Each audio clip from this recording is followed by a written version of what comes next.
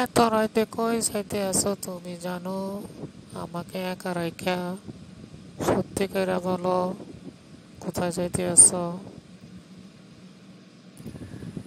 আরে আর বইলো না,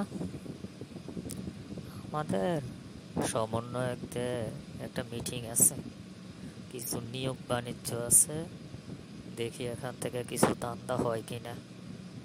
হ্যাঁ, ঠিক আছে, এই জন্য বাইরেতে আছি। দিনে মানে তো যাওয়া যায় না, বিভিন্ন ইলেকট্রিক মিডিয়ার কারণে। এখন যাইতে আছি, দেখি কি করা যায়। যাও যাও, সাবধানে যাইও। আর হিসাব নিকাশ ঠিক মতো কইরা টাকা পয়সা আইনো।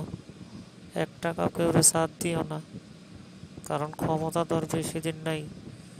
যেভাবে সাইরতে থেকে নির্বাচন নির্বাচন করতে আছে। হ, আর বইলো না, চারিদিক থেকে শুধু নির্বাচনের চাপ। নির্বাচন হইলে তো আমাদেরকে আর কেউ দাম দিত না।